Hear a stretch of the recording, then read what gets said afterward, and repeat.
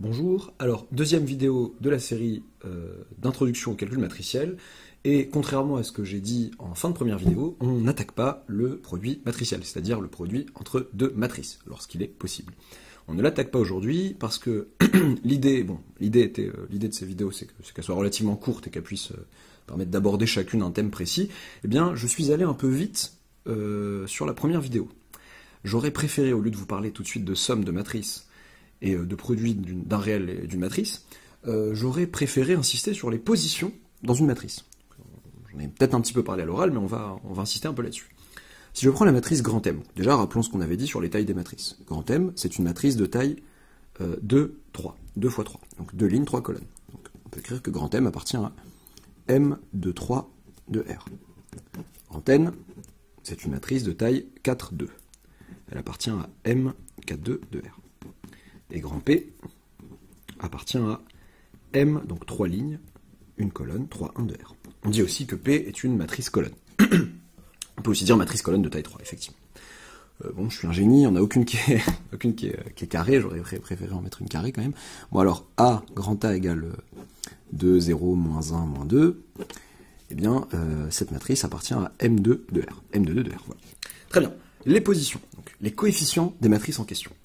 Si je veux un coefficient donné, je m'y réfère, je le désigne en me référant à sa ligne et sa colonne, à la ligne et la colonne où il se situe.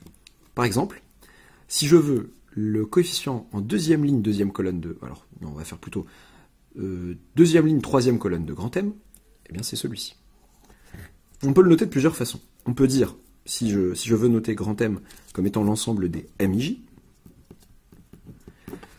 donc l'ensemble des MIJ, bon, bah, avec I qui appartient à à l'ensemble des entiers, donc il y a deux lignes, donc de 1, 2, j'aurais pu écrire aussi, bon là ça s'écrit aussi comme ça, tout simplement, et J qui appartient à 1, 3, l'ensemble des entiers de 1 jusqu'à 3, voilà. Crochet avec la barre ici, c'est pour désigner l'ensemble des entiers, non pas l'intervalle de tous les réels de 1 jusqu'à 3. Ok. Je peux noter grand M qui est comme ça, et je peux donc dire que M, par exemple, M, j'avais dit deuxième ligne, pardon, pas de 3, il n'y a pas 3 lignes, de 3, eh bien c'est moins 4. Le coefficient à la deuxième ligne, troisième colonne de la matrice M, c'est moins 4.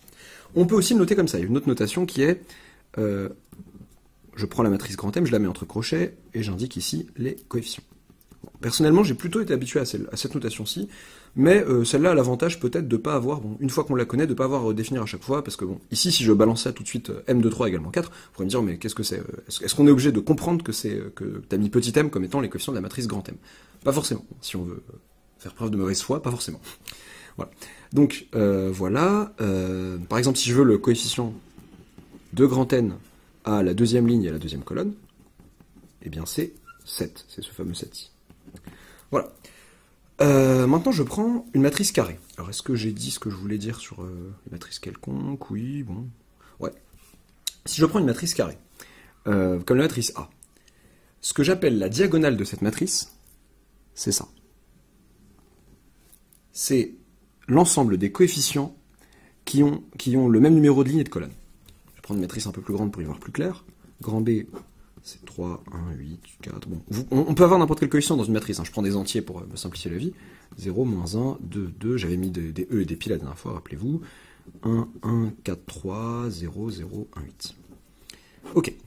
Eh bien, la diagonale de B, c'est ça. Remarquez, ça c'est coefficient à la première ligne, première colonne, coefficient à la deuxième ligne, deuxième colonne, troisième ligne, troisième colonne, quatrième ligne, quatrième colonne.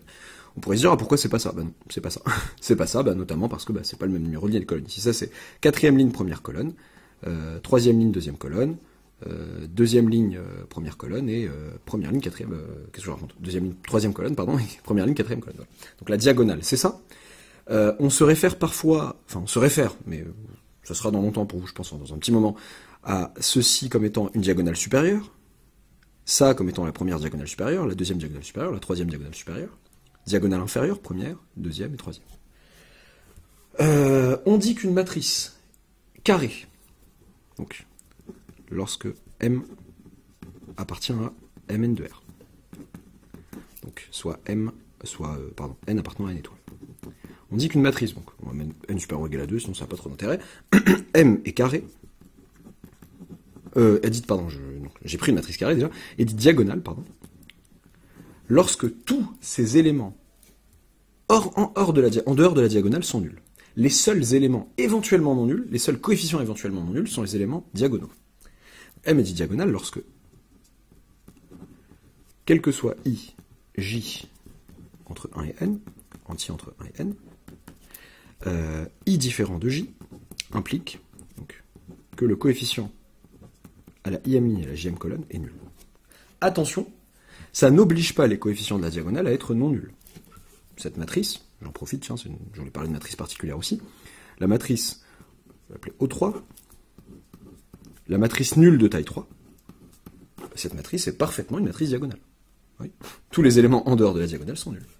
Donc cette matrice est une matrice diagonale, cette matrice aussi, cette matrice-ci aussi, pardon, je bug. Voilà, cette matrice est diagonale aussi. Si je mets un 3 à la place du 0 ici, ça reste aussi une matrice diagonale. C'est plus la même matrice. Ok, j'en profite aussi, j'ai un truc qui me semblait peut-être évident, mais on ne sait jamais. On dit que A et B sont égales pour deux matrices. Pour deux matrices A et B, on dit qu'elles sont égales lorsqu'elles sont de même taille. Donc, mettons par exemple une certaine taille NP, et quel que soit I, J appartenant à, donc, quel que soit le couple IJ appartenant à, donc, I se baladant de 1 jusqu'à N, J de 1 jusqu'à P, donc les lignes, les colonnes, numéro de ligne, numéro de colonne, eh bien, AIJ doit être égal à BIJ. Les coefficients de ces deux matrices doivent être égaux 2 à 2, en fonction des positions, bien sûr. Alors ça, c'est une matrice diagonale, ça c'est la matrice nulle, donc de taille 3, ici en l'occurrence, matrice carrée nulle de taille 3, et je vais parler enfin d'une dernière matrice avant de mettre fin à cette vidéo, c'est la matrice identité. En taille n, la matrice identité de taille n, eh bien, c'est la matrice avec que des 1 en diagonale. Donc, taille n, n ligne, n colonne, donc c'est une matrice carrée, pardon, j'ai oublié de préciser, et que des 0 ailleurs. Donc, par exemple, la matrice I2, pas très jolie, alors c'est celle-ci. La matrice I3, c'est celle-là. La matrice I1, c'est ça, quoi. Super. Pas trop l'intérêt, mais voilà. La matrice identité, eh bien, ce sont voilà, cette matrice nulle, cette matrice identité, les matrices diagonales en général, sont des outils qui nous serviront plus tard. À bientôt pour une prochaine vidéo.